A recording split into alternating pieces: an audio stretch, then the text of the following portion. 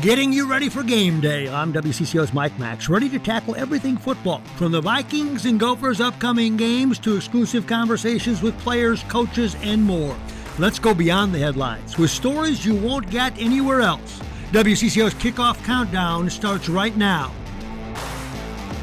Now, the Vikings and New England Patriots starts at 2 days of joint practices. Ren Clayton was there. A lot to be gleaned today from the final day of joint practice. J.J. McCarthy playing in what could be very well his last live reps against another team before the season opener on Monday night in a few weeks. He looked very good, going long stretches in 11-on-11 without an incompletion. The play of the day was a 57-yard bomb, a touchdown to Aaron Jones. It was nice to hit Aaron down the field, that's for sure. There was a little pocket movement before that. I felt like the ball placement was there, a lot more accurate today than yesterday. But still a lot of throws that I want back and could, put in better spots. McCarthy was significantly better today versus yesterday's joint practice. Noticeable chemistry has developed with Jordan Addison, who had 6 catches and 2 touchdowns. Kevin O'Connell saw it too. It felt decisive. It felt incredibly, incredible amount of conviction to some of the decisions he made, location of the football. This week with the Patriots has also been another reunion with the Minneapolis Miracle Man himself, Stephon Diggs, competing in individual wide receiver cornerback drills with guys like Isaiah Rodgers, who will play a big role in his first season as a Viking.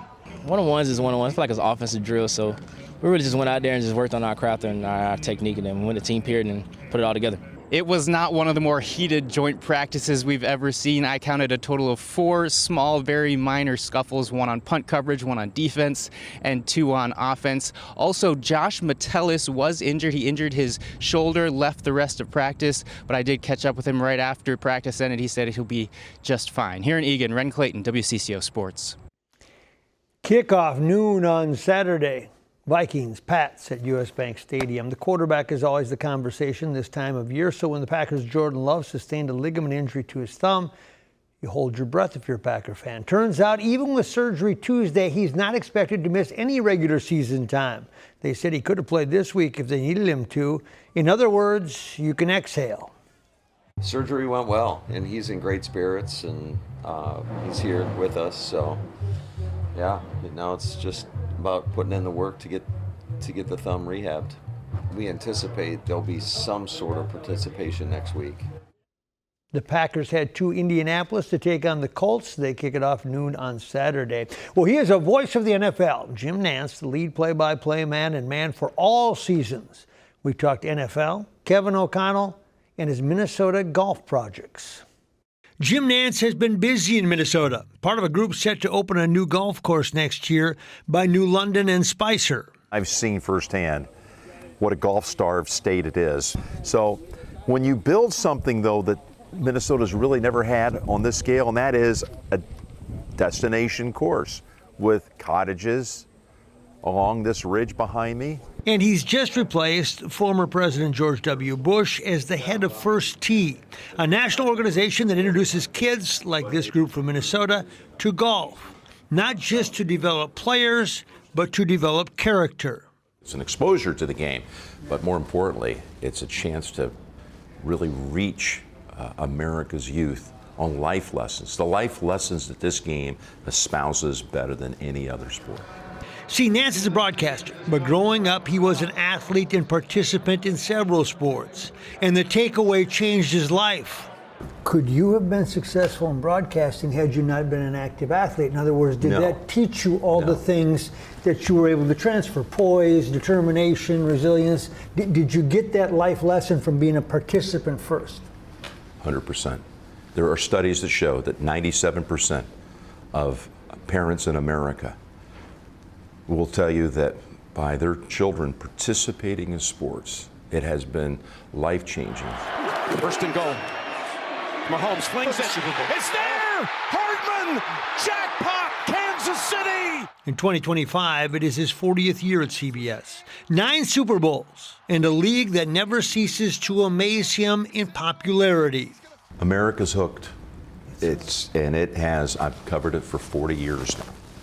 And I cannot believe the different ways they've managed to make it bigger, and they've made it 365. They've made the draft a must-see event. They've made everything. The combine. I can't miss it. The night the schedule is released. Which takes us to the Vikings. Nantz is here infrequently with CBS, but he spent time with the head coach. I'm a big Kevin O'Connell fan, by the way. We've intersected a bunch of times, including at Augusta. And he used to work for CBS Sports. I didn't know that. He was an analyst. There is video of him with the CBS blazer on and the eye patch. Okay. He called games for us. But he's an engaging guy, brilliantly smart, positivity just overflowing. You feel better about yourself when you're around him. He's been reflecting maybe a little bit more in this, his fourth decade with CBS. And as he looks ahead, he looks at that first T group, that group of kids, and how his legacy is also about growing goals and dreams for the next generation. Let's go reach these kids that want to try to collaborate, learn how these important life lessons about character and collaboration. It's a special moment of this week's Vikings practice. Reminds us that football is more than just a game. WCCO's Marielle Mose shows us the unforgettable matchup. When the pros were done practicing, it was time for the real games to begin. The Special Olympics flag football teams from Minnesota and Massachusetts faced off at TCO Stadium.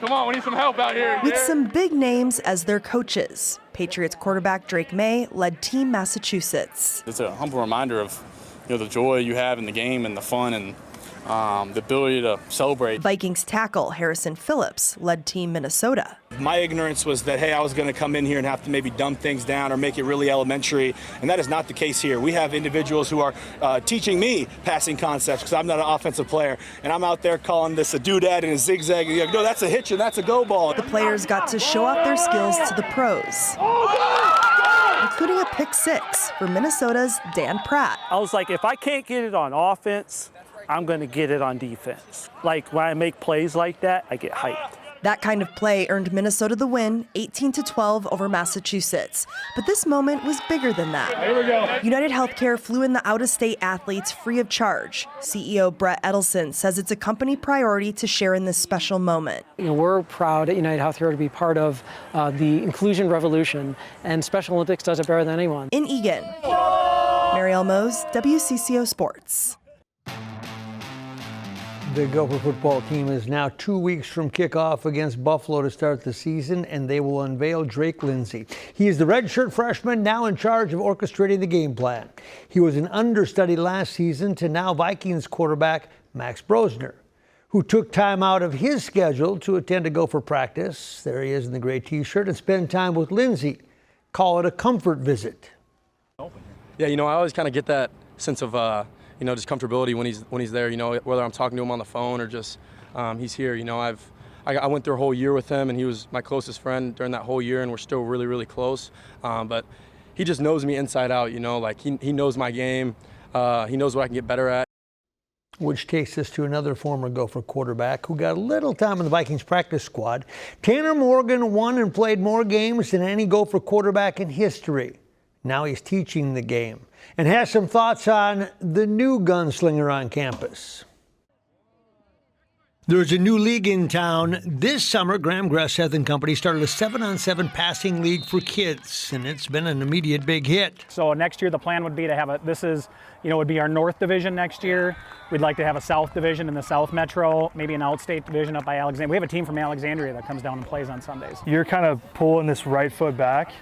Try to catch the snap and then turn your left foot to drive into the drop. They recruited a quarterback to help oversee the pass-heavy competition, Tanner Morgan. I need to have conviction behind what it is that I'm doing to get the results that I want. And so at the end of the day, that's what I'm trying to instill in whoever it is that I'm working with, having conviction behind the way that I do things, yeah. Morgan has also spent time with the high school prospects in the area, including a session held at Graham's personal hunting camp in western Minnesota.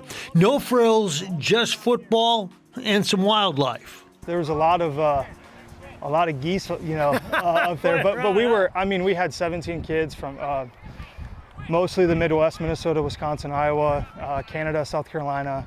And we were in the middle of nowhere, but it was awesome.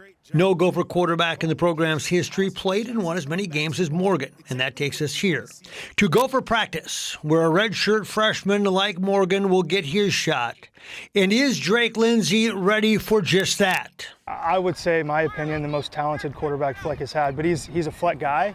You know, he's a natural leader. He gets how to motivate people. He knows how to operate in a huddle from an outsider's perspective. There seems to be a fine line between talent and making it at the quarterback position, which begs the question. So what's the biggest landmine that you have to watch out for? Yeah, I think being able to process from the classroom to the grass or the Is that turf, it? right? I think that's such a huge piece. If you can explain it and teach it, that's great. That's the first step of mastery, but then can you go apply it? And that takes us back here to the kids. When's the first game?